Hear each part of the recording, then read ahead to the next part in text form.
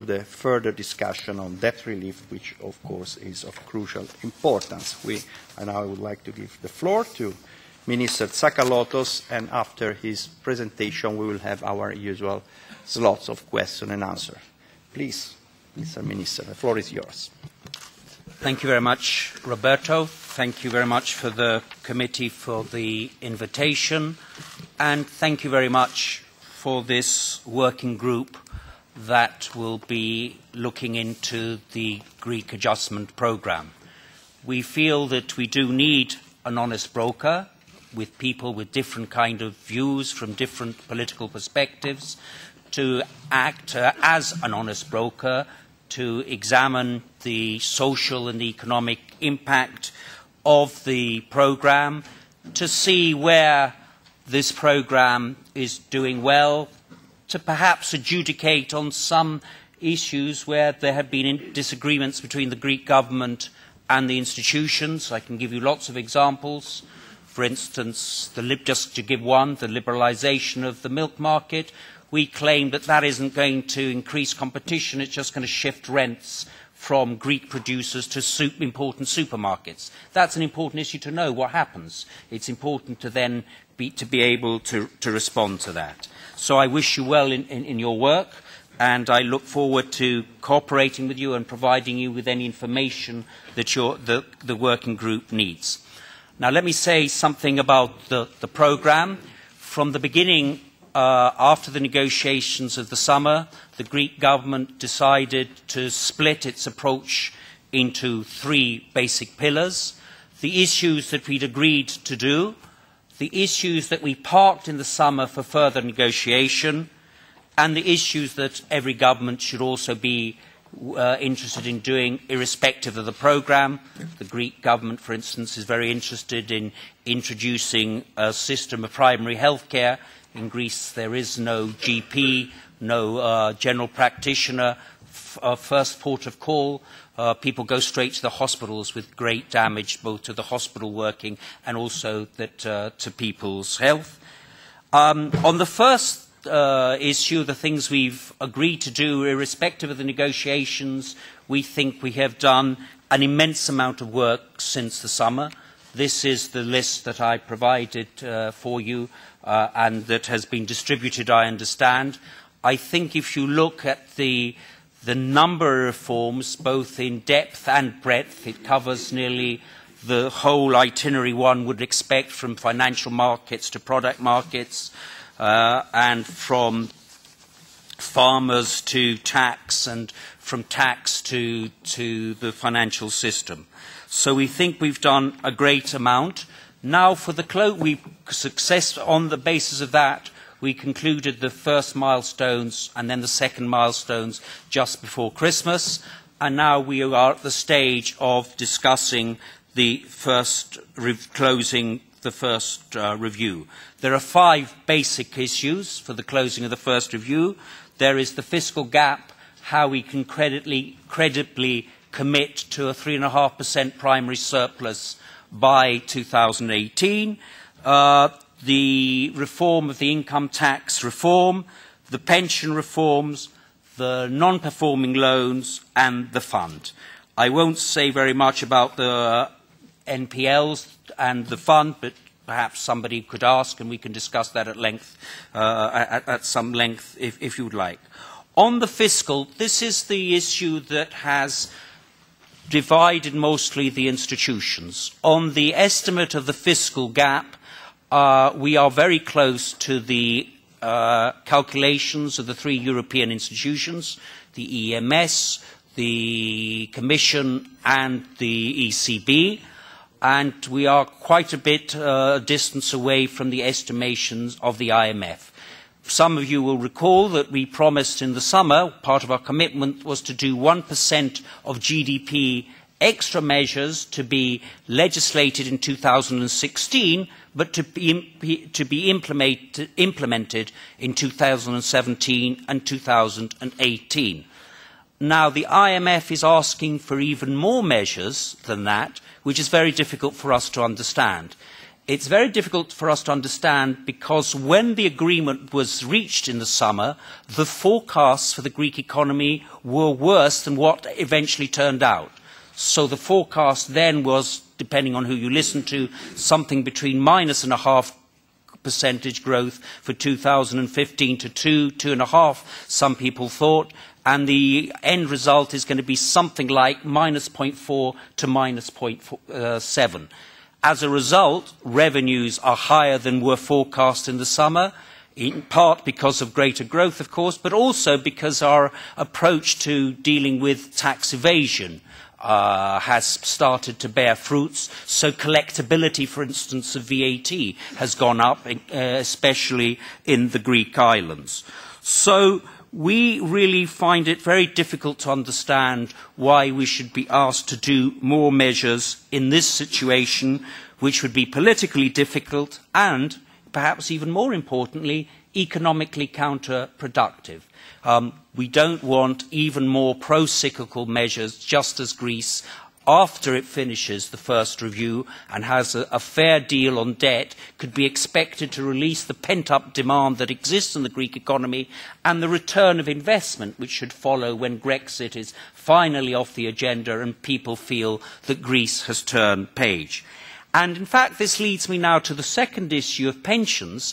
It is because the IMF thinks that we need to do more that it's saying we should cut current pensions, we should cut current pensions.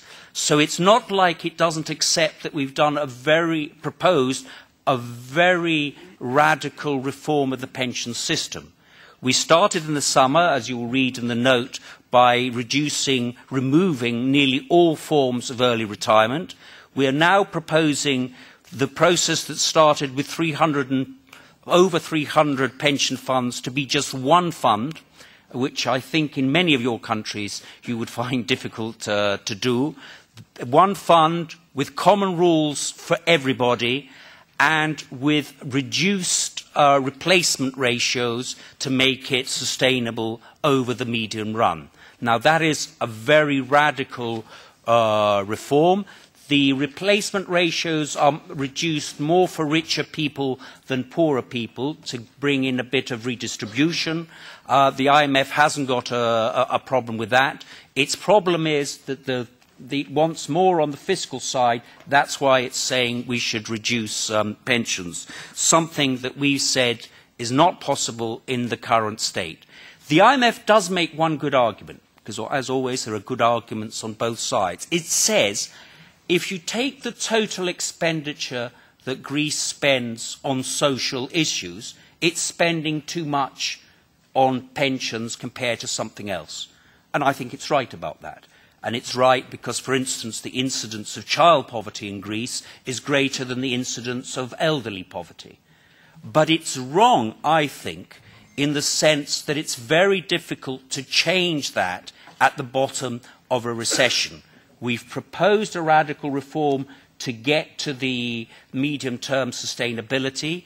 At the moment, pensions in Greece work as a form of family income. So some of the figures you hear are particularly misleading about the generosity of the Greek pension system. So I have an aunt in my hometown in Greece who gets a €600 pension, but that is paying both for her unemployed son, but also for a granddaughter who is 17 years old, is trying to take examinations to get into university and needs a cramming school.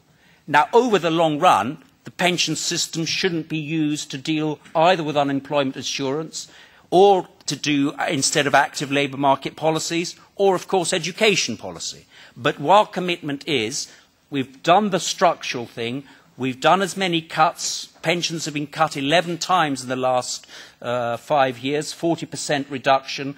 The recomposition, the rebalancing of the social budget can happen as we start growing out of the crisis by keeping the pension part of the social expenditure steady and then moving, as we grow, more money into child poverty and other areas of social concern.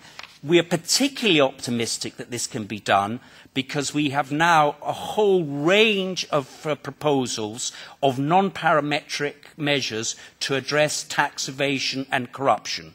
Over the next 2 weeks, we will be tabling to Parliament a law about voluntary disclosure, which Italy and France and Germany have done. We are particularly grateful to the Boyens and one of the economic minister of Westphalia, Rhineland, who has given us more lists for the Lagarde, because as you know, these voluntary disclosure programs need both stick and carrot. You have to fear that if you don't disclose, you will be on a particular list and get into trouble. We are proposing a law on the increased use of credit cards and electronic payment. And finally, there will be a law on tobacco smuggling, which is a particular problem in the Greek situation. So we feel that it is fair that the institutions don't count non-parametric measures in the tally to reach the fiscal primary surplus, but it's obviously we're not going to get perhaps what we expect, but we're not going to get zero. We're going to get some positive sum from that, and that will also allow us some social expenditure, but also decrease taxes, which are quite high at the moment for growth purposes. Let me end with one final statement. It is part of the Greek government's strategy that we finish this review as quickly as possible. Time is part of the strategy.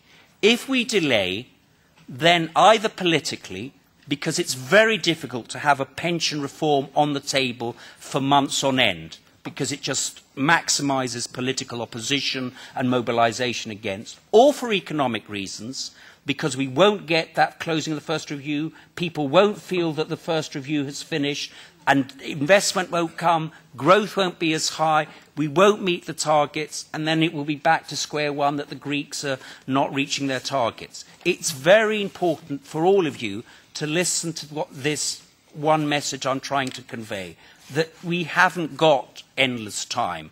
The delay that is being created, the institutions left on the 5th of February with a promise to return within 10 days, and now it's almost a month.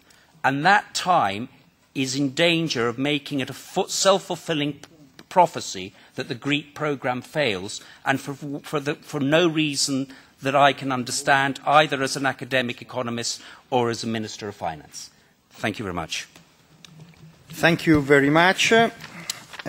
Indeed, I find too difficult to understand how we are not able to move where all the European institutions seem to agree on a positive evaluation of situation and measures being taken in Greece.